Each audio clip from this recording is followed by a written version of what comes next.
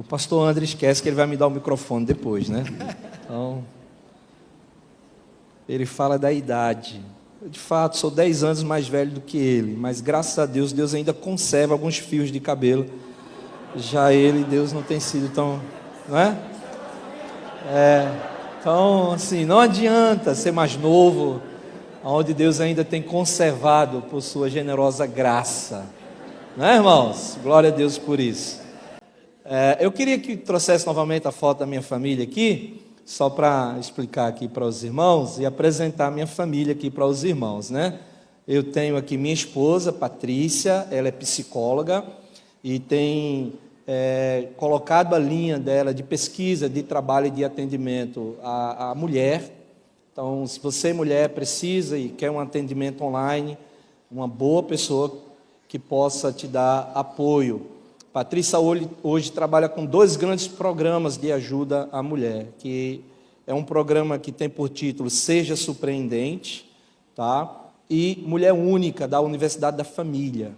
Então, são 2 grandes programas que a minha esposa trabalha, me ajudando no ministério lá na igreja. Então, uma equipe de mulheres cuida de mulheres em todos os sentidos e níveis lá na igreja. Patrícia é uma das que trabalham, né, e Deus tem usado, inclusive da sua profissão também, para abençoar a vida das mulheres.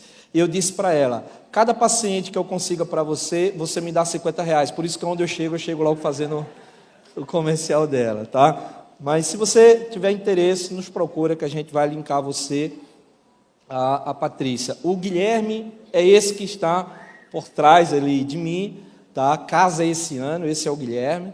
Guilherme trabalha com marketing digital, tá terminando o curso pela Universidade Presbiteriana Mackenzie, é TikTok. Então, a juventude aí que gostar de um conteúdo cristão, segue o Guilherme, tá? O Guilherme Leal, @Guilherme Leal, você vai ter um bom conteúdo. E o David, que é esse de cá, falam que eles são muito parecidos comigo, e de fato, né, irmãos? Então, é uma família diferenciada, porque puxou a mim, graças a Deus por causa disso. O David é técnico em mecânica e trabalha nessa área aí também. Então, ore por nossa família, né? O Guilherme é baterista e o David é guitarrista. Estão muito envolvidos no ministério ali comigo. O Guilherme cuida também da comunicação da igreja, é um dos colaboradores, né, voluntário na nossa equipe de comunicação. Que Deus derrame graça e nos abençoe em nome de Jesus. Eu trago aqui um abraço da minha família para vocês, um abraço do conselho da IP Macaé.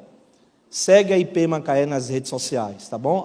@IP Macaé, conheça um pouco do nosso trabalho, da nossa igreja, e Deus possa te abençoar poderosamente em nome de Jesus. Aqueles que estão em casa, Deus abençoe, e que essa palavra também fale ao teu coração em nome de Jesus.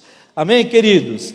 A nossa proposta durante este final de semana é falar sobre vida em comunidade.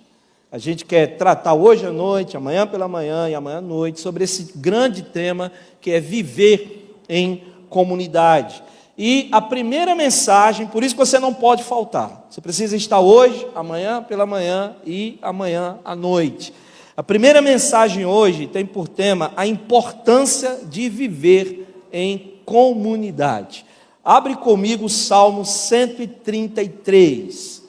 Hoje à noite nós vamos estudar este salmo, tirar algumas lições de vida para o nosso caminhar, o viver em comunidade. Essa importância do povo de Deus viver unido. Todos abriram no Salmo 133. Diz a palavra de Deus: como é bom e agradável é que os irmãos vivam em união. É como um óleo precioso sobre a cabeça, que desceu sobre a barba de Arão, que desceu sobre a gola das suas vestes. É como o orvalho de Hermon, que desce sobre os montes de Sião, porque ali o Senhor ordenou a bênção, a vida para sempre. Amém? Oremos mais uma vez, irmãos. Aplica, Senhor, a tua palavra ao nosso coração nessa noite. Que nada, absolutamente nada, roube do nosso coração a tua palavra. Que ela encontre, Pai, um coração aplanado, em nome de Jesus.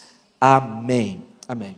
Queridos irmãos, a vida em comunidade não se limita apenas a um compartilhar de uma refeição. A gente acha que quando nós estamos unidos, vamos marcar um café, ou vamos dar uma volta, ou vamos dar um passeio. O estar em comunhão, o partilhar da vida não se limita ou não se resume apenas a um encontro, a um momento de culto, por exemplo, onde a gente vem rever amigos, rever familiares, ver pessoas que talvez ao longo da semana a gente não conseguiu ver, a gente não conseguiu bater um papo, e aqui a gente vê, oi, boa noite, tudo bom? A gente estreita esse laço, pensando nós que isso é viver em comunidade, ou isso é partilhar o laço de vida, mas não se resume a isso, não se limita apenas a isso. A palavra de Deus vai dizer para nós que o viver em comunidade, o partilhar a vida, sobrepõe a isso, vai além disso, e diz a palavra de Deus que é um compartilhar mais profundo, mais próximo. Quando nós enxergamos e olhamos aquilo que o apóstolo Paulo escreveu aos Coríntios, na sua primeira carta, capítulo 10, verso 16, ele nos faz lembrar o seguinte: o cálice da bênção que abençoamos não é a comunhão, olha o que é que ele diz, não é a comunhão do sangue de Cristo. O pão que partimos não é porventura a comunhão do corpo de Cristo. Quando o apóstolo Paulo diz isso para os coríntios, ele está dizendo, não se resume ao momento de festa de vocês, porque o que é que o apóstolo Paulo está trazendo para os coríntios? Capítulo 11 ele vai explicar isso muito melhor, mas no capítulo 10 ele vem dizendo, a festa que nos une antes da ceia, o partilhar das refeições antes da ceia, não é só isso o momento de comunhão. Nós nos juntamos para partilhar o corpo de Cristo, o sangue de Cristo. Então, a comunhão cristã nos chama a atenção para um viver, irmãos, e não para um momento. O que a palavra de Deus desafia o nosso coração não é um tempo, uma hora, ou meio-dia, ou um dia, ou uma semana em um acampamento, mas viver, partilhar a vida. O apóstolo Paulo também, escrevendo aos crentes em Éfeso, capítulo 4, verso 3, ele exortando aquela igreja, e serve para nós como exortação também, ele diz assim, que nós devemos procurar unidade no Espírito pelo vínculo da paz. Então há uma provocação para que a igreja de Cristo possa viver a unidade constantemente, partilhando a sua vida. Quando o salmista escreve o Salmo 133, havia essa mentalidade, havia esse pensamento, havia essa convocação, havia essa instrução, irmãos. Este salmo é desafiador. Sabe por quê? Porque o povo saía de suas casas, iam para o templo, cantando alguns salmos, dentre eles o Salmo 133. Era uma festa celebrar a unidade, era uma festa celebrar a comunhão entre os irmãos. Por ser um cântico de romagem, esse povo saía em festa, cantando, celebrando, com muita alegria, o caminhar para o templo de Jerusalém, dizendo, é muito bom vivermos em unidade. Mas por que o salmista escreve este salmo? O que estava imbuído por trás deste salmo? Há um consenso, irmãos, por parte de bons pesquisadores, que este salmo foi escrito praticamente no contexto de 2 Samuel, capítulo 5, versos de 1 a 10. Eu gostaria que você lesse esse texto comigo. Para você entender este salmo, a mente do salmista, ao escrever este salmo, abre lá em 2 Samuel, capítulo 5. Vamos ler dos versos 1 a 10. Diz assim um texto: então todas as tribos de Israel vieram a Davi, a Hebrom, e falaram dizendo, todas as tribos, irmãos, foram até Davi, lá em Hebrom, e falaram o seguinte para ele: somos do mesmo povo de que tu és. Outrora, sendo Saul ainda rei sobre nós, eras tu que fazias entradas e saídas militares com Israel. Também o Senhor te disse: tu apacentarás o meu povo de Israel e serás chefe sobre Israel. Assim, pois, todos os anciãos de Israel vieram ter com o rei em Hebrom. E o rei Davi fez com eles aliança em Hebrom, perante o Senhor.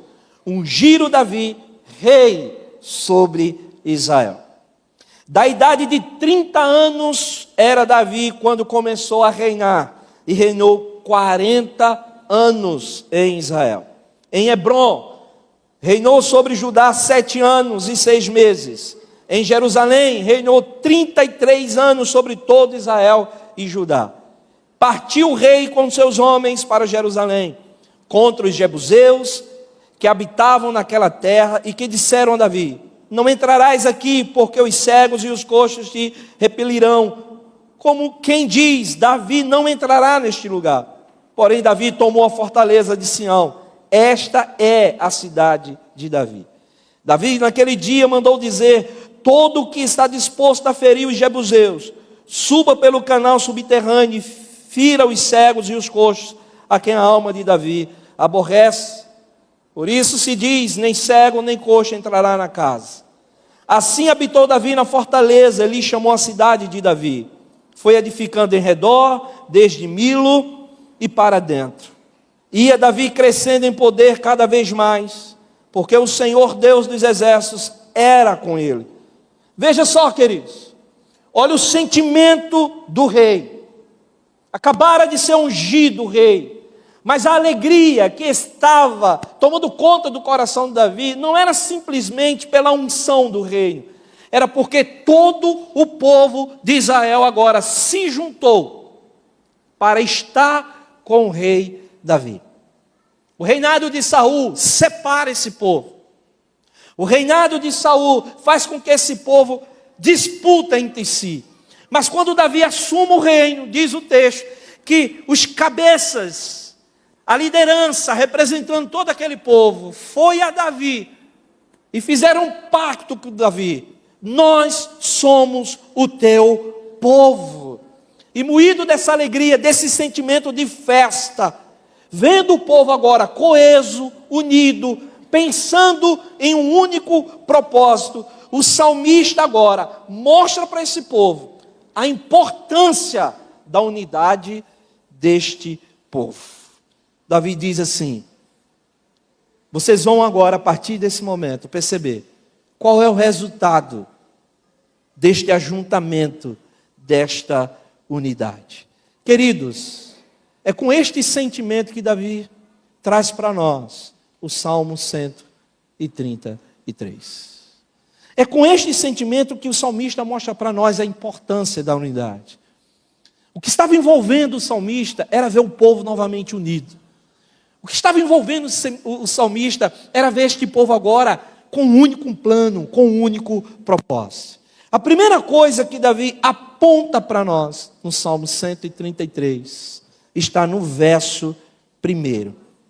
Ó, quão bom e quão suave é que os irmãos vivam em união.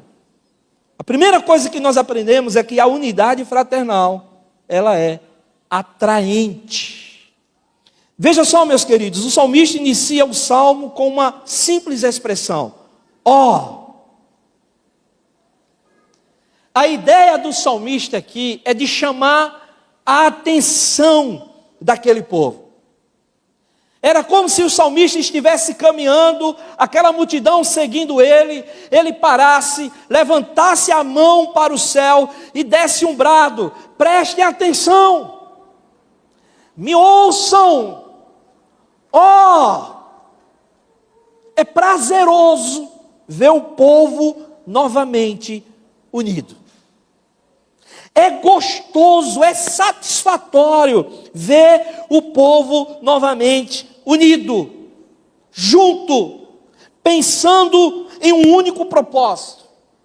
A ideia do salmista de chamar a atenção daqueles que estavam ali, caminhando, indo junto ao templo, não era só para um tempo de festa, mas era para a alegria desse povo viver junto, viver unido. Essa era a razão.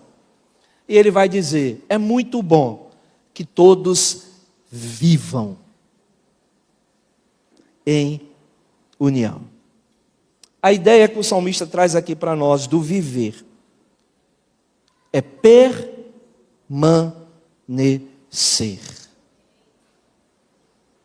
A pergunta que nos cabe aqui nesse primeiro momento é: nós permanecemos unidos? A igreja 12 é uma igreja que tem como base a unidade do povo de Deus. Este povo tem prazer de permanecer unido.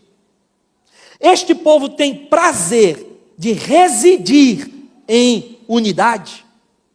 Este povo tem alegria de se juntar. Os ministérios aqui, as sociedades da igreja, têm prazer de viver unidos. Tem prazer de ter um ao outro perto. Ele chama atenção no início do salmo, preste atenção. É prazeroso conviver com vocês. É prazeroso permanecer com vocês. É prazeroso residir no mesmo lugar de vocês. Nós temos esse sentimento. Nós somos assim. Os ministérios aqui são assim. O ministério de louvor é assim. Vocês têm prazer de viver, de ter um ensaio, de conviver um com o outro, ou nós somos do tipo que gostamos de ver passar o momento, cada um é para o seu lugar. Me hospedar em um hotel, eu agradeço por isso.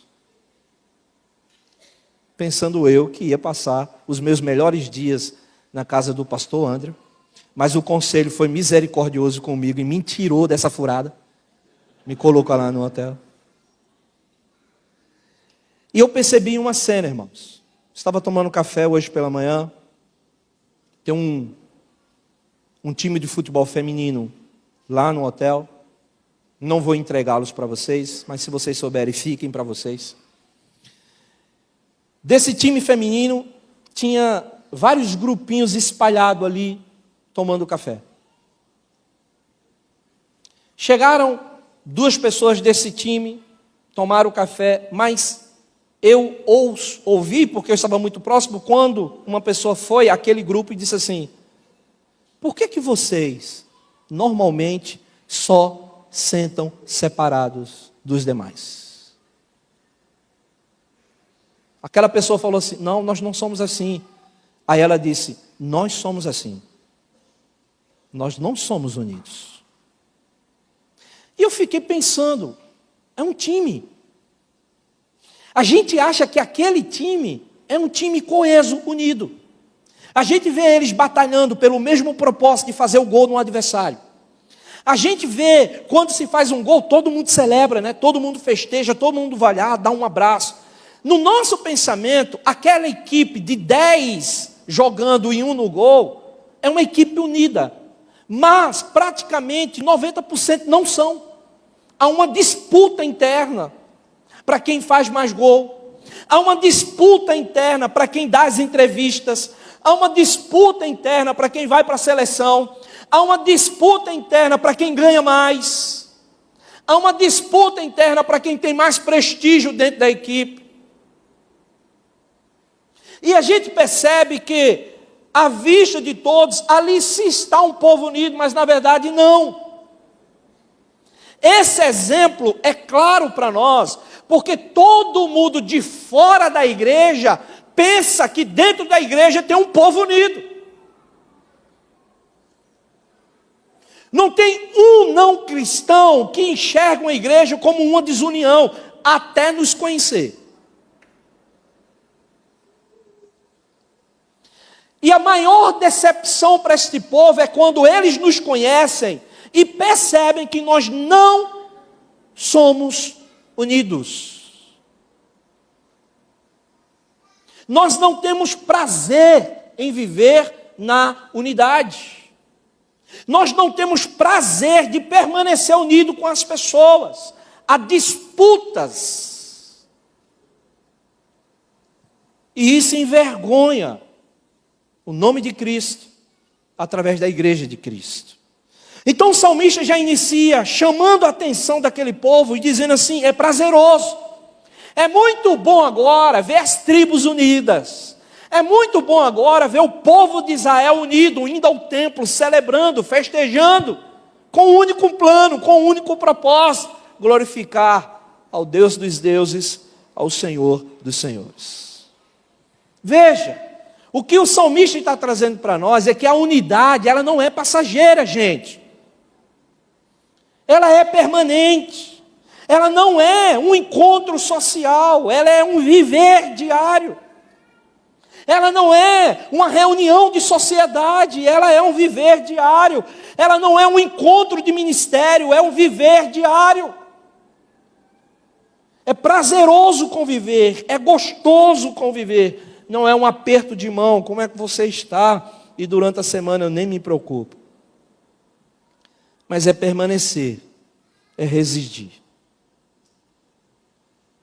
Não é uma circunstância, é um estado. O salmista começa dizendo para nós que a unidade fraternal, ela é atraente quando ela é um estado. Quando ela permanece em nós. A ideia do texto, querido, querida, não é simplesmente viver em uma comunhão, em um momento de culto, ou de um encontro de sociedades, de ministérios ou de grupo de comunhão. Pelo contrário, é prazer na companhia, é prazer no encontro, é prazer no momento. Olha aqui para mim, qual foi o dia que você viu e fez uma festa, quando você viu um irmão, que você partilha da fé com ele? Você já prestou atenção que às vezes nós nos encontramos nos restaurantes da vida e a gente faz de conta que aquela pessoa não existe? A gente se encontra nos shoppings da vida, a gente se esbarra. Sabe o que é vergonhoso? Quanto maior é o número de membros dentro das igrejas, mais parece que o povo é desunido. Se eu perguntasse aqui para você, qual o seu interesse de, no mínimo, conhecer o nome das pessoas aqui, você iria dizer para mim: pastor, eu conheço o nome dos meus familiares, do meu ministério e do pastor da igreja. É ou não é verdade? Se eu levantasse aqui, sai dizendo o nome de 50 pessoas daqui da igreja, quando chegasse na casa dos 20, você começava a gaguejar. Pastor, a minha memória começa a falhar, pastor. Mas, gente, nós nos conhecemos bem quando nós convivemos. Quando nós partilhamos. Sabe o que é que me deixa mais revoltado? É quando termina o culto. O povo vai embora, como se fosse o último minuto da sua vida. Tem gente nas igrejas, e na minha não é diferente, na minha que eu pastoreio, porque é a igreja de Cristo, é que mal eu começo a impetrar a bênção, já há uma debandada enorme da igreja. Sabe o que é isso? É que nós não temos prazer de olhar o outro e dizer: boa semana para você, meu irmão. Vou sentir saudade de você, meu irmão. Foi muito bom cultuar contigo. Foi muito bom estar este momento com você. Não, a gente vai embora. A gente desaparece. Por quê, irmãos? Porque nós não temos prazer na permanência com aquelas pessoas. Aquelas pessoas não geram interesse em mim. Aquelas pessoas não me atraem. Aquelas pessoas não têm interesse. E isso me causa confusão, porque o interesse nosso é partilhar da mesma fé. Eu preciso saber como é que esse irmão está fisicamente. Eu preciso saber como é que esse irmão está financeiramente. Eu preciso saber se durante aquela semana que passou, essa família esteve bem, esse irmão esteve bem, qual a necessidade da casa dessa pessoa. Não, a gente vai embora e acha que todo mundo está no nosso nível. A pergunta que precisa provocar nossa mente hoje é: a 12 tem prazer na permanência? A 12 tem prazer na convivência? A 12 tem prazer em ver aquele irmão e se alegrar com ele? O salmista diz: é prazeroso, é satisfatório nós vivermos juntos. Quando nós vivemos de fato, irmãos, essa unidade como povo de Deus, como uma família da fé, nós percebemos que ela é boa, ela é agradável, ela faz bem à nossa alma, ela nos torna mais leve, ela traz alegria. E é interessante que o salmista ele usa aqui 2 adjetivos para falar desse prazer de permanecer juntos, não é isso? Ele vai usar o adjetivo bom, ele vai dizer que quando este povo vive unido, é bom, não é isso? E depois ele vai dizer que é agradável, é prazeroso, é satisfatório, é gracioso, é doce, é favorável, é harmonioso para nós. O primeiro adjetivo que ele traz para nós, o adjetivo bom, ele vai dizer para nós que quando este povo permanece junto, é bom. É muito bom. Mas ele completa e não sai, não fica só apenas do é bom. Foi muito bom passar esse tempo com você. Mas ele dá um adendo a mais, um gosto a mais. Ele diz assim: é delicioso. Você já comeu algo que é bom? É bom. Quando a gente diz assim, foi bom, mediano, não é não? E aí, gostou da roupa? É boa, né? Foi legal. Minha esposa diz assim: nunca diga para uma pessoa, você está bonitinho. É melhor dizer assim, meu irmão, você está feio, viu? Então, quando ela diz assim, ficou bom, eu já fico logo triste. Porque o ficou bom é o bonitinho. É. Algumas irmãs dizem assim, tá legal. É. É diferente quando a gente diz assim, que comida gostosa, deliciosa. Gente, que troço é esse? Que mão é essa? Minha filha, meu filho, o que foi que você fez aqui? O que foi que você colocou aqui? Gente, dá água na boca, dá satisfação, dá prazer. A vontade que a gente tem é de comer bastante essa comida, não é não? Eu sou nordestino, eu tenho uma mistura de sotaque.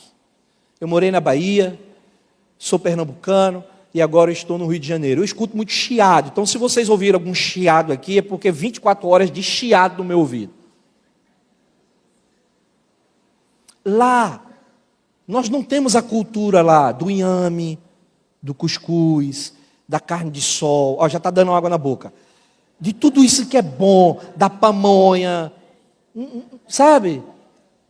Não tem, gente.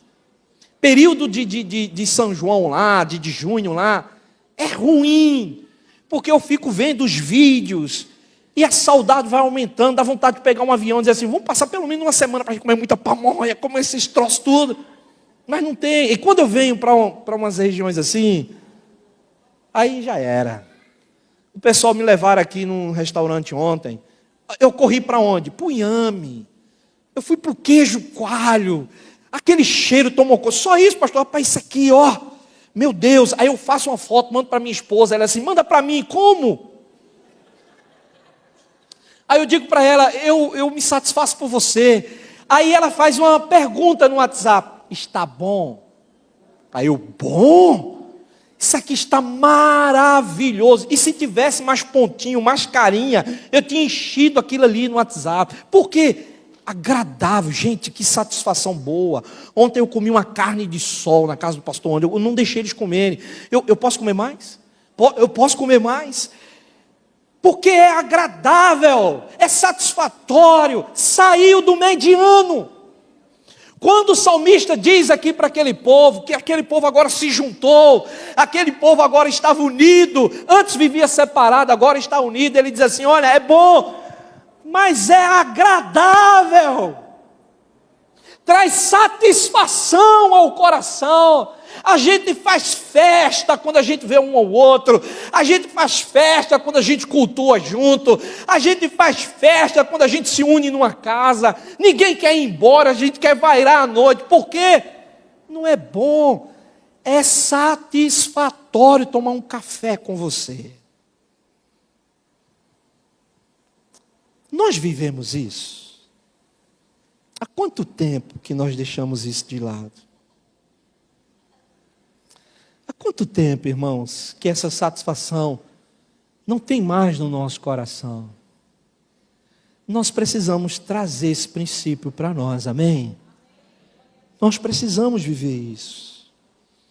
A comunhão entre os irmãos não abençoa apenas quem dela desfruta, mas também reverbera, vai além dos muros, ultrapassa as fronteiras.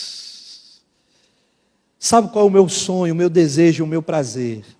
É um dia ouvir falar de vocês, que as igrejas irmãs dessa cidade querem visitar vocês, pelo prazer que vocês têm de estarem juntos. E que a vizinhança, as cidades vizinhas, os estados vizinhos, tenham prazer de vir aqui e ver o que é que está acontecendo com esse povo, a alegria de se juntarem, a alegria de partilharem a vida. Isso é satisfatório ao nosso coração, isso é fraterno, isso é gostoso, isso é delicioso, que possamos ter esse princípio em nós, irmãos. Oh, como é bom, como é agradável viver o povo de Deus, ver esse povo de Deus unido para a glória e honra do Senhor. Cada ministério aqui tenha prazer de estar junto. Cada irmão tenha prazer de compartilhar a vida junto. E não, irmãos, vem nos visitar, vem fazer uma visita SAF, vou não, aquela irmã está lá, Deus me livre. A resposta às vezes que a gente dá é assim, vamos lá, eu tenho aguentado ela o ano todo, também você aguenta. Tenha um prazer de se reunir, irmãs. Tenha um prazer de se reunir, irmãos. Conselho dessa igreja tem um prazer de vocês se reunirem. Não só para tratar administrativamente dessa igreja, mas tem um prazer de vocês partilharem a vida junto, de um ligar para o outro, de um pastorear o coração do outro. Tem um prazer de tomar um café junto. Tem um prazer. Na última quinta-feira agora eu recebi uma ligação, um WhatsApp de um presbítero meu, pastor, está fazendo o que tal hora? Eu, rapaz, essa hora é a hora de almoço, então eu quero te convidar para almoçar comigo. Na minha cabeça eu pensei, é problema, um presbítero ligando para mim, marcando um almoço é o quê? É problema, irmão. Eu olhei para minha esposa assim, você pode orar por mim? Ela, mas por quê? Porque tem um almoço. Ela, almoço é bom. Eu disse, mas eu acho que esse não. Deve ser problema.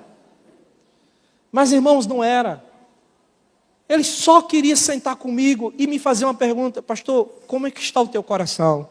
Eu quero saber como é que está o senhor. Tem alguma necessidade, pastor? Está precisando de algo? E eu, não, meu irmão, não, pastor, conversa comigo, abre o coração, eu quero saber de você. Eu queria bater um papo contigo. E foi ele chorando de um lado e eu chorando do outro. E a gente partilhando a vida.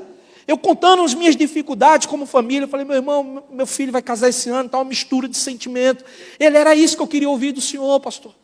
Pastor, vamos marcar isso mais vezes, a gente precisa estreitar laço. Eu quero ser teu amigo, pastor. Que prazer, pastor, foi esse almoço. E eu fui preocupado, é problema, é problema.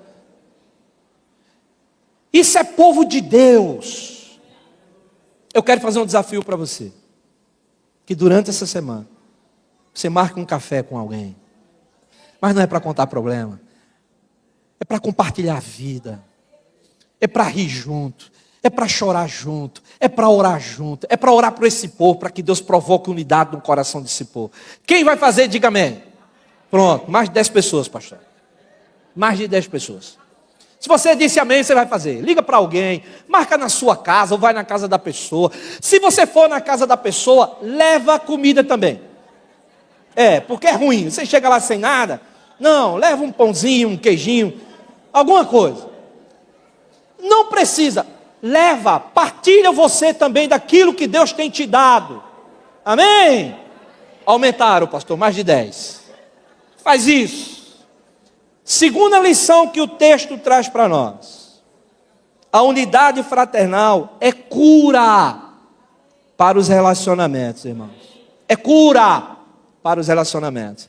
O verso 2 do Salmo 133 diz o seguinte: é como óleo precioso sobre a cabeça, que desceu sobre a barba de Arão, que desceu sobre a gola das suas vestes. Queridos irmãos, para a gente entender esse versículo, para a gente entender a mente do salmista, aquilo que ele estava falando justamente nessa parte do texto, nós precisamos entender as finalidades do óleo nos tempos bíblicos. Porque o texto está dizendo, né? Como óleo.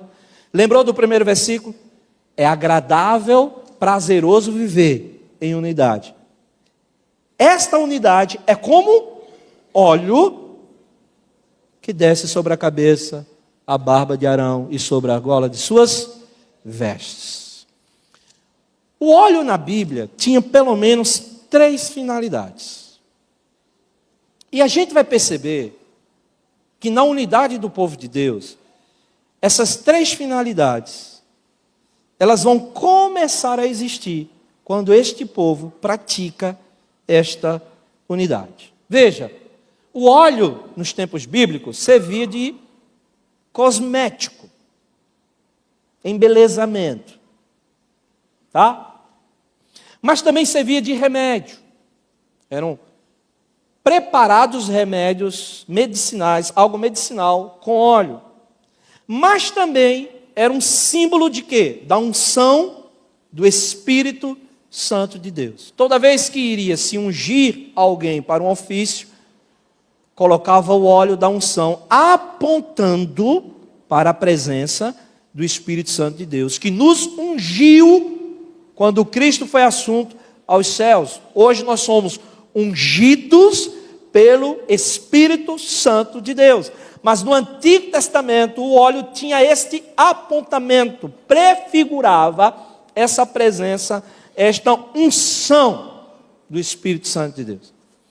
O reverendo Hernandes, trazendo um tom sobre esse texto, ele diz que o salmista Davi, quando fala e trata sobre a unidade, ele diz que esse óleo é precioso.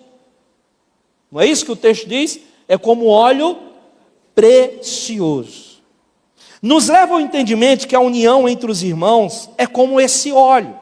Não é isso que o texto diz? Porque o texto no verso 1 disse o quê? Se você fechou sua Bíblia, não peca mais não, deixa ela aberta. Tá? O que é que o verso 1 diz? Como é bom e agradável viver unidos. É como... O que é como óleo? A unidade. O prazer de viver junto. Então nos dá um entendimento de que esta unidade, este prazer de viver junto, embeleza a nossa vida.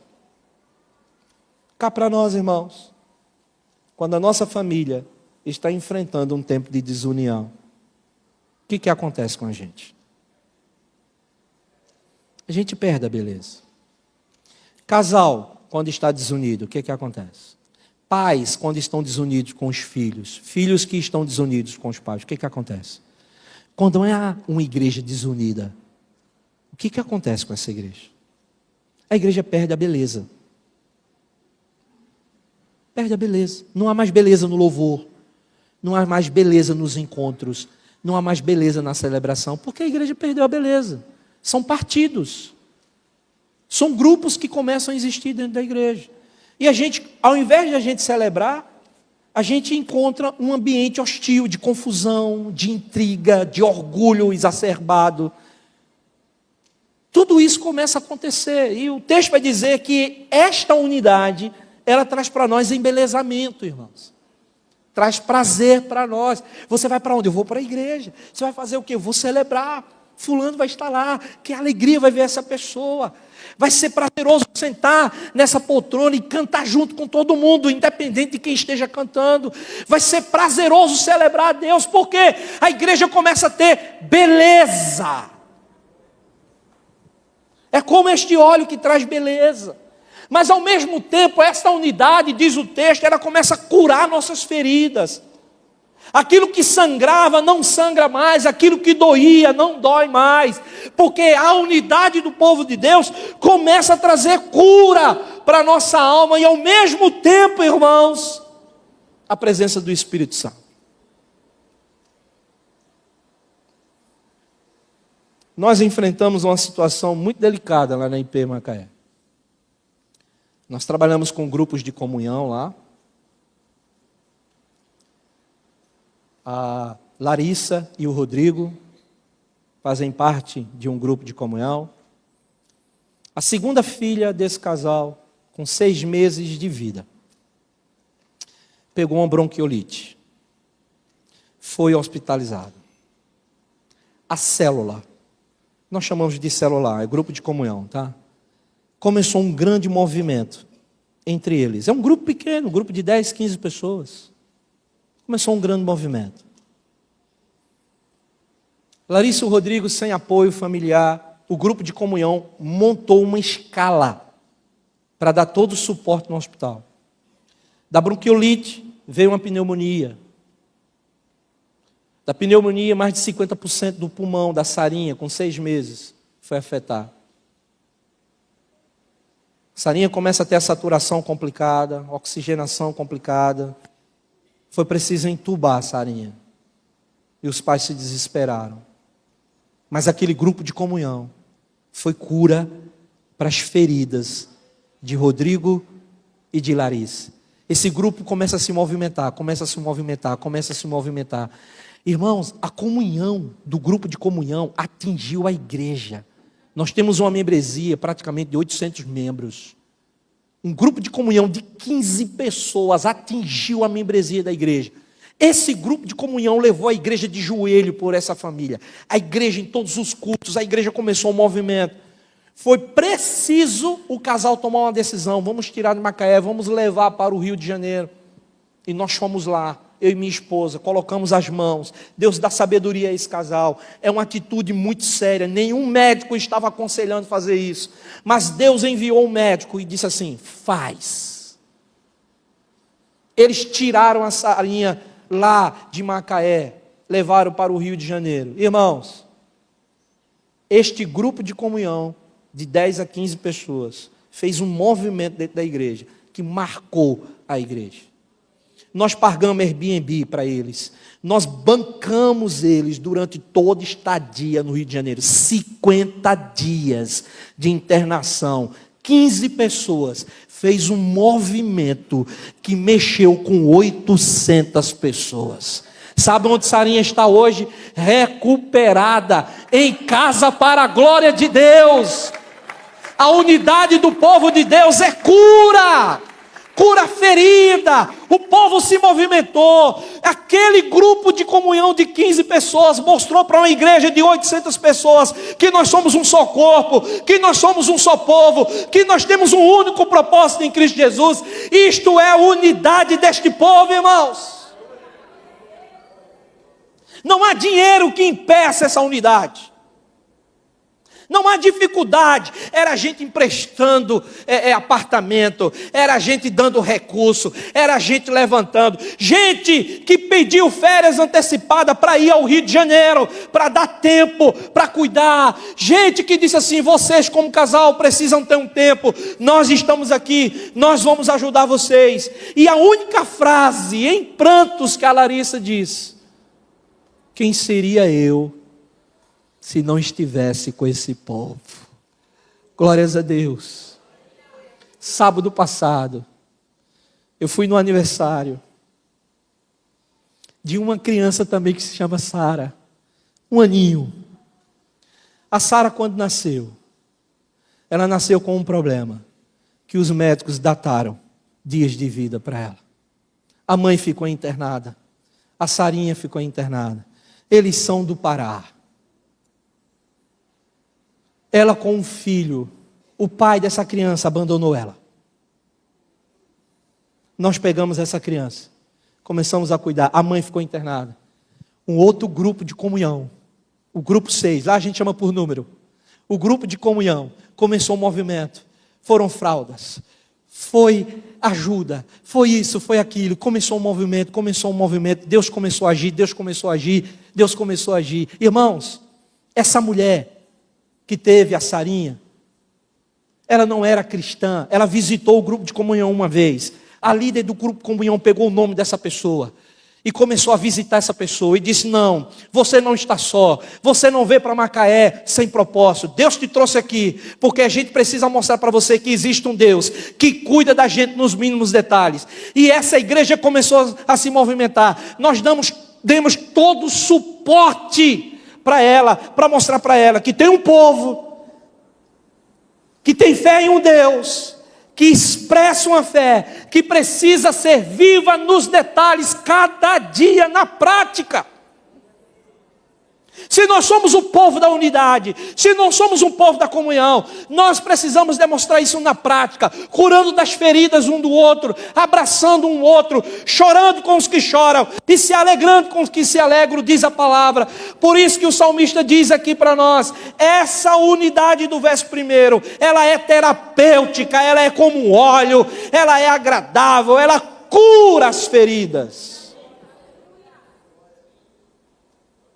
Essa igreja precisa passar pela cura da unidade, em nome de Jesus.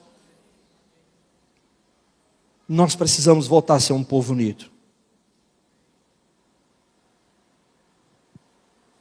Além de todos esses benefícios que trazem para o corpo, ela é agradável, ela é atraente, ela é cura para a nossa alma, mas também é associada a um aspecto de unção, irmãos.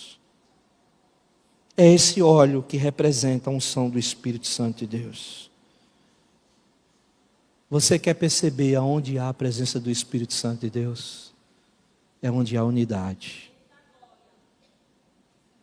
Onde o povo de Deus está unido. Aí há presença do Espírito Santo de Deus. Aonde há desunião, Deus não habita. A gente precisa aprender isso. Foi sobre isso que o apóstolo Paulo chamou a atenção dos coríntios. Vocês estão divididos. Vocês estão dizendo, eu sou de Cefas, eu sou de Apolo, eu sou de Paulo. Deixa eu dizer para você, não tem um importante. Um plantou, o outro regou, o outro colheu. Mas quem dá o crescimento é Jesus Cristo. Ele é o dono da igreja, Ele é o Senhor da igreja. Não importa o pastor que passou, é o Cristo dessa igreja que tem que ser adorado. Eu sou do grupo A, eu sou do grupo B.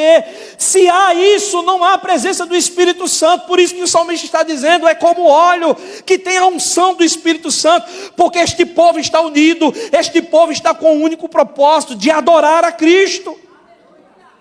Por isso, meus irmãos, a gente precisa entender, se esse povo quer a unção do Espírito Santo de Deus, pratica a unidade. Sejam unidos, irmãos. Tenham como propósito viver unidos, irmãos.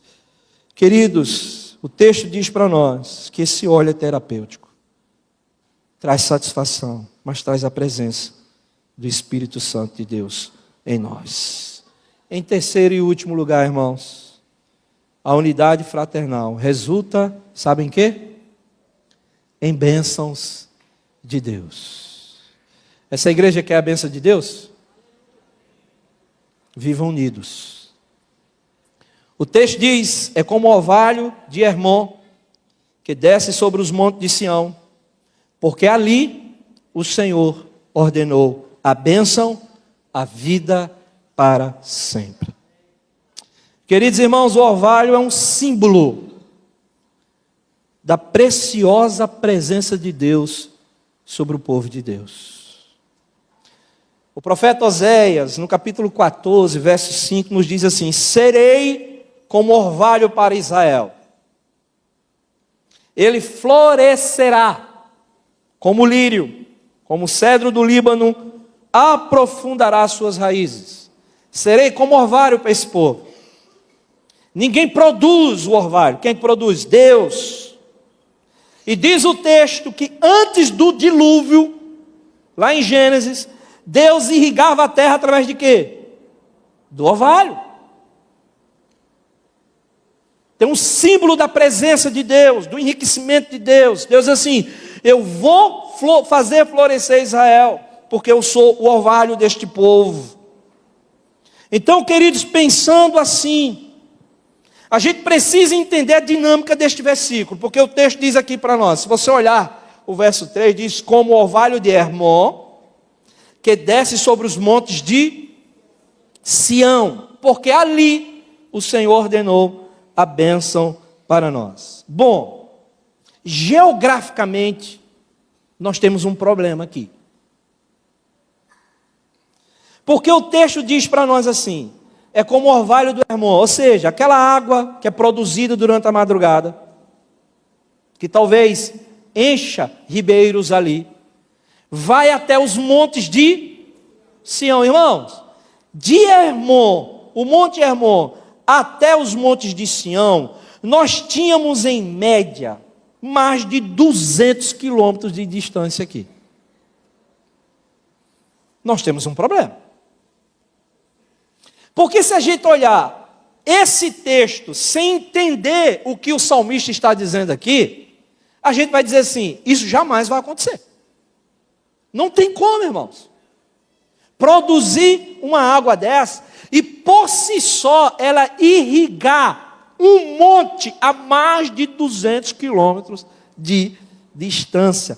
Só que a gente esquece o coração do texto, porque o versículo diz: é como o orvalho do Hermon que desce, de lá e vai aos montes de Sião. Porque quem dá a ordem? Deus faz o que Ele quer, como Ele quer, na hora que Ele quer, independente de ações externas ou de pessoas. O que o texto está dizendo aqui para nós é um relacionamento. Assim como o orvalho cai às noites, a união se faz presente nos momentos mais difíceis da caminhada. Se era difícil esse orvalho, essa produção aqui de orvalho de água, chegar aos montes secos de Sião, mas Deus dá ordem para que esse orvalho chegue até os montes secos de Sião. E esse texto está apontando para a unidade, irmãos. Mesmo nos dias difíceis, mesmo nos tempos sombrios, Deus levanta alguém que ministra uma palavra ao nosso coração, que traz um alento para a nossa alma, e serve de orvalho, serve de bálsamo, serve de cura, serve de bênção para nós, porque nesta unidade, neste compartilhar, neste viver diário, Deus ordena a bênção dele. É satisfatório ao coração de Deus, é cura para o povo de Deus, o viver esta unidade, queridos. Essa descrição para nós, ela é extremamente importante. A ordem de Deus, a bênção de Deus, a graça de Deus. As águas abundantes que desciam do Hermon, atravessavam todo Israel, de norte a sul, e iam produzir mantimento lá nos montes secos de Sião. Meu querido, minha querida, preste muita atenção nisso. Deus quer ordenar a bênção dele para esse povo. Deus quer ordenar a bênção dele para 12 de agosto. Você crê assim? Deus está provocando esse povo a um viver em unidade. Tudo aquilo que hoje impede a unidade desse povo, nas sociedades, nos ministérios, nos relacionamentos, nas famílias, seja destruído em nome de Jesus. Não permita, irmão, que isso seja causa de desunião. Deus tem prazer na unidade dessa igreja. Deus tem prazer na unidade desse povo. Vá além, meu irmão. Deus quer produzir ações espirituais na vida deste povo. A bênção de Deus flui onde há comunhão, não aonde há contenda. A bênção de Deus flui quando esse povo entende o que é prazeroso viver unido. Diz o texto, ali tem a presença de Deus. Você vê um culto com presença de Deus, é quando esse povo é unido. Você vê que é uma celebração na presença de Deus, é quando este povo é unido. Meu querido, várias experiências nós já passamos na caminhada ministerial. E uma das coisas que mais provoca o nosso coração é quando nós enxergamos o povo de Deus extremamente em competição entre si. Eu faço parte do conselho de pastores da minha cidade. O que mais entristece meu coração, em Macaé nós temos 7 igrejas presbiterianas. Só tem eu de pastor presbiteriano participando do conselho de pastores. Em Macaé nós temos mais de 50 igrejas batistas. Macaé empestou de igrejas batistas e metodistas. 3 ou 4 pastores batistas participam. 2 ou 3 metodistas. Praticamente 85% é do movimento pentecostal e neopentecostal. E eu estou lá. Na última reunião do conselho, eu fiz um convite para eles. E eu causei um tumulto entre eles. Eu pedi, a gente faz um culto uma vez por mês. Nós nos reunimos, toda a liderança que participa, para a gente cuidar um do coração do outro. E nesse culto eu pedi uma oportunidade. Falei assim, irmãos, eu queria convidar vocês. Nós temos uma vigília na nossa igreja. Quando eu falei assim, nós temos uma vigília, houve um tumulto no plenário. Todo mundo começou a rir.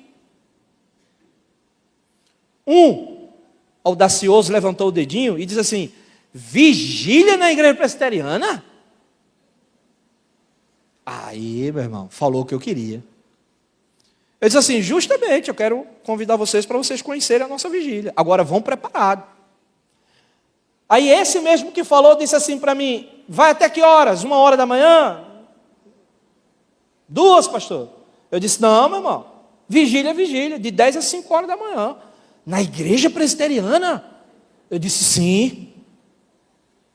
Quem vai, pastor? Eu disse, mais de 350 pessoas viram a noite comigo. Eles disseram assim, eu não acredito. Eu falei, vai lá, para você ver. Eu quero convidar vocês. A cada 2 meses, nós paramos os grupos de comunhão durante uma semana e fazemos uma semana de oração. E terminamos a semana com uma vigília de 10 a 5h da manhã. A primeira vigília que eu fiz, eu faço isso a cada 2 meses. A primeira vigília que eu fiz, eu tinha uma média de umas 180 a 200 pessoas. E o número foi acrescentando. A última eu fechei em quase 400 pessoas. E aí, quem aguenta, vai até onde aguentar. Tem gente que começa comigo, meia-noite, precisa ir embora. Não tem problema não, irmão, mas vai. Eu tinha 7 pastores nessa última vigília comigo. No outro dia o meu WhatsApp não parou.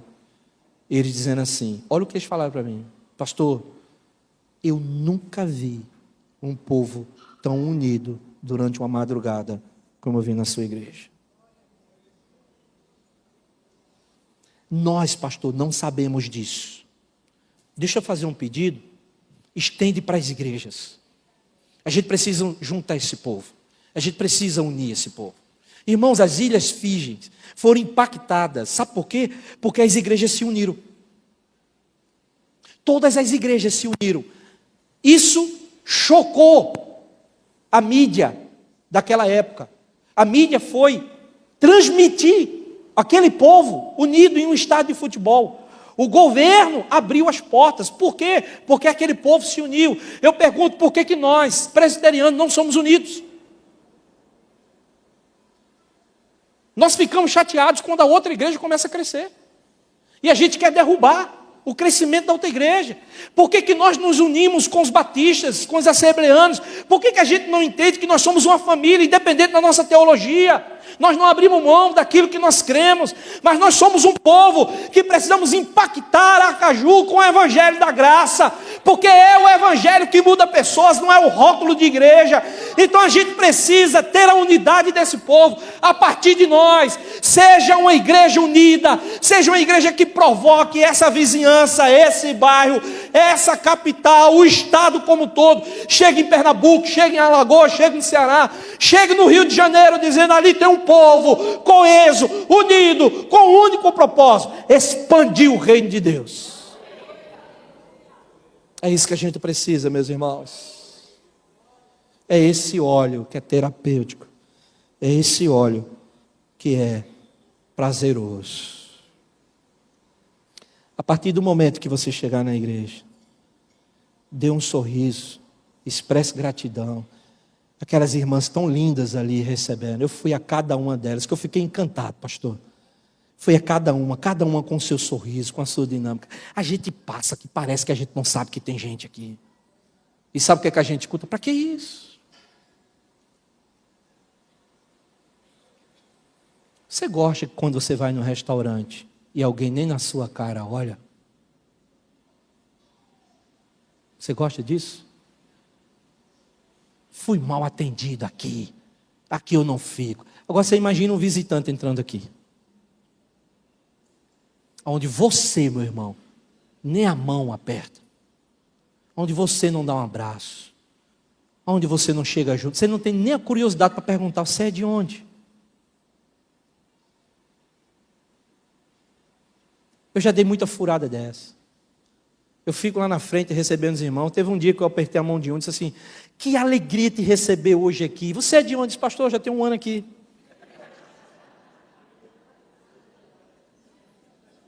Eu parei de fazer isso, irmãos. Faço mais não. Ô meu irmão, tudo bom? Tudo bom? Não pergunto mais não. Você faz isso? Você tem interesse em saber quem está sentado do seu lado? É um exercício simples. Você sabe o nome da pessoa que sentou do seu lado? Você sabe de que família ela é? Você já teve curiosidade para saber: ô meu irmão, como é que você está? Como foi sua semana? A gente não faz isso. A gente senta, vai embora. Irmãos, se o pastor Andro é sem juízo, eu acho que eu sou pior do que ele nessas coisas. Sabe o que eu fiz um dia na igreja? Eu disse assim: olha só, tem muita gente aqui que tem recurso financeiro e tem gente que não tem recurso nenhum. Nós moramos, irmãos, a 80 quilômetros de Búzios. Só que para chegar em Búzios são 2 horas e meia por conta do trânsito. E muito pardais. Não sei se aqui é pardal também. Né? Porque às vezes eu falo e... Irmãos, tem gente em Macaé, da nossa igreja, que nunca foi a Búzios. Tem gente que nunca fez uma viagem de férias. Eu provoquei a igreja. Só vocês que têm dinheiro, que Deus está dando recurso para vocês, glorifica a Ele. Mas eu quero desafiar vocês. Pegue uma família dessa que nunca viajou, pague uma viagem para essa família. Não é para longe não, paga aqui para Búzios. São Pedro da Aldeia, pertinho, não precisa ir para longe não. Essa família só precisa sair de dentro de casa. Glória a Deus que o povo ouviu. Eu só ouvi o meu WhatsApp: pastor, muito obrigado. Eu nunca tive um presente desse. Nós tínhamos um seminarista lá, irmãos. Eu na praia, liguei para ele: meu irmão, já está para o Macaé? Estou, pastor. Eles fazem seminário no Rio. Eu sabia que naquele dia ele já estava em Macaé. Vem aqui na praia, cara. Pastor, eu tô com muita coisa para fazer. Rapaz, vem aqui. Traz tua esposa aqui, eu estou com a minha esposa. Eu quero pagar um almoço para vocês. Vem cá, rapaz. Ele foi. Pagou um almoço para seminarista. Você acha que ele ia negar? Se eu dissesse assim, vem para a praia, ele não ia não. Mas quando eu disse assim, um almoço, pastor, agora, 10 minutos eu chego aí. Quando ele sentou, eu só abracei ele. E fiz uma pergunta simples para ele. Falei assim: como é que você está? O menino desabou. Ah, pastor, não estou bem. Peguei meus exames ontem. E aí ele começou a compartilhar um problema que o exame apontou. Ele desabou no choro. Minha esposa já pegou a esposa dele, foi conversar. E na hora eu percebi assim: esse casal está precisando de um tempo. Peguei o telefone e comecei a ligar para umas pessoas. Disse: meu irmão, estou com uma situação, eu preciso de sua ajuda. O que é, pastor? Se eu preciso mexer no seu bolso. Eu preciso montar uma equipe aqui para a gente abençoar um casal.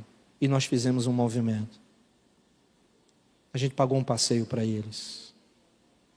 Hotel, alimentação. Esse grupo levantou uma oferta para que os coitados não fossem sozinhos, não tivessem o que comer. A gente deu uma oferta. Até hoje ele liga para mim e diz assim: pastor, sabe o que marcou minha vida durante o período que eu passei na IP Macaé? Foi o gesto de unidade de vocês. Eu quero provocar essa igreja hoje, pastor. Porque às vezes a gente não vê a necessidade do outro. A gente não vê aquele pastor que está lá na congregação, no campo, a gente não sabe a necessidade dele, a gente não sabe a necessidade daquele povo. Você não sabe a necessidade das pessoas que tem aqui. Se é prazer conviver junto, a gente precisa quebrar, irmão, aquilo que Satanás tem colocado para que o povo de Deus não tenha unidade. Maior é o que está em nós do que o que está no mundo. O Deus que nós servimos é muito maior. Por isso que esse povo precisa abrir a mente. Não deixe com que picuinha, coisa pequena, separe vocês. Discussões bobas, pequenas, separe o povo de Deus. Mas que as sociedades vivam unidas, os ministérios vivam unidos, o conselho tinha unidade, juntamente com o pastor. Já imaginou, irmãos, o prazer deste povo viver junto, estar um com o outro? Não é apenas um encontro social, mas compartilhar a vida. De onde você é? Eu sou da 12, povo acolhedor, povo sorridente, igual a igreja de Atos, uma igreja que tinha simpatia, tinha leveza, expressava unidade. Aquele povo tinha prazer de juntar dentro de uma casa, tomar um cafezinho, partilhar a vida junto, diz o povo, ia um de casa em casa, partilhando o pão. Que a gente tenha esse prazer, irmãos, para a glória de Deus, em nome de Jesus. Eu quero concluir.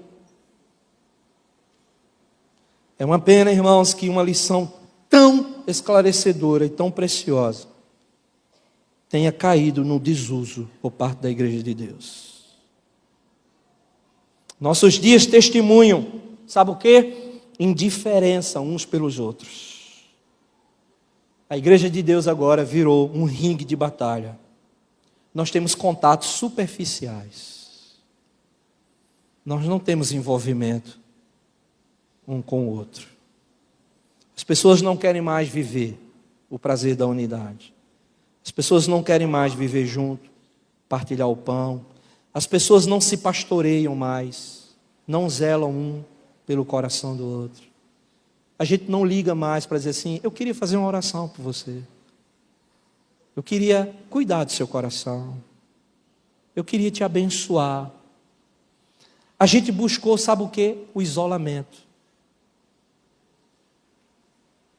A gente não tem mais prazer de viver isso. Sabe qual é a consequência disso, irmãos? É um povo desunido. É uma igreja fria. É uma igreja apática. É uma igreja sem celebração. Olha o que é que a Bíblia diz, irmãos, para nós. Hebreus 20, 10, 25 diz assim: Não deixemos de nos reunir como igreja. E algumas traduções vão dizer, não deixemos de congregar, como é costume de alguns. Sabe o que é que tem afastado o povo? Não é Deus. São besteiras. Se você vai conversar com uma pessoa assim, meu irmão, por que você deixou de ir para a igreja? Ah, porque fulano não olhou desse jeito. É porque eu fui lá, ninguém me viu. É porque eu tive um probleminha aqui. Isso tem afastado o povo da igreja. Eu pastoreei em Caruaru, irmãos. E do tamanho dos filhos do pastor Andro, eram os meus na época, eu ia para levar os meus filhos na escola e eu passava por um prédio. Eu lembro desse prédio, eu passava por esse prédio. E teve um dia que eu fui parado por uma irmã na igreja, muito chateada comigo. Irmãos, ela estava tão chateada comigo que nem meu nome ela sabia mais. Eu era o pastor dela. Ela jogou toda a carga dela em cima de mim e eu olhava para ela. Eu não sabia se eu voava no pescoço dela, se eu orava por ela. Eu não sabia, porque tudo que ela falava para mim, a única pergunta que eu fiz foi: minha irmã, por que tanto ódio no seu coração contra a minha vida? O que foi que eu fiz? Todos os dias o Senhor passa por mim e não fala. Todos os dias, minha irmã, eu não te vejo. O Senhor me vê, passa por mim todos os dias. O Senhor leva seu filho todos os dias em tal horário. Tem dia que é de bicicleta, tem dia... Aí ela começou a dizer a minha vida. Eu disse: a senhora mora onde? Está vendo aquele prédio que o senhor passa todos os dias? Eu disse: é verdade, tem um prédio. A senhora mora naquele prédio? Moro no 3º andar. Eu disse: a senhora mora no 3º andar? É, eu fico na varanda, no horário que o pastor passa. Eu disse: minha irmã, agora tem um problema mesmo. Ela disse: o que foi? Se eu passar olhando para cima, eu vou cair e me acidentar, minha irmã, não tem como. Todos os dias, pastor. Eu disse: minha irmã, faça o seguinte, quando eu passar por ali, grita meu nome: pastor! Aí eu vou saber que a senhora mora lá, mas eu não sabia que a senhora morava ali, minha irmã. Irmãos, todos os dias que eu passava, eu já olhava assim: minha irmã, tudo bom, minha irmã? Eu saí do inferno para o céu com ela. Você viu o que é que nos afasta? Ela queria que eu olhasse, e eu não sabia nem que ela morava ali. Custava. Pastor, só sabia que eu moro lá naquele prédio, no 3º andar, eu fico na varanda olhando, senhor. Imagina se eu fosse passando, fazendo alguma coisa errada. Coisa simples, né? Sabe por que você está chateado? Por coisas simples. Porque a maior missão de Satanás é matar, roubar e destruir. Ele não te quer aqui. Ele não te quer unido. Ele quer você afastado das sociedades, afastado dos ministérios, afastado dessa igreja. E se isso pare o seu coração, repreenda hoje, em nome de Jesus Cristo. Porque não é de Deus para você, é do diabo para você. Deus tem prazer na unidade. Deus não tem satisfação na desunião. Então, 1 Tessalonicenses 5,11 diz: por isso, exortem-se e edifiquem uns aos outros, como de fato vocês estão fazendo. Façam isso. Vivam a unidade do povo de Deus. Efésios 4,2 diz: com toda a humildade e mansidão, com longanimidade, suportem um ao outro. Vivam a unidade em Cristo Jesus. Amém, irmãos?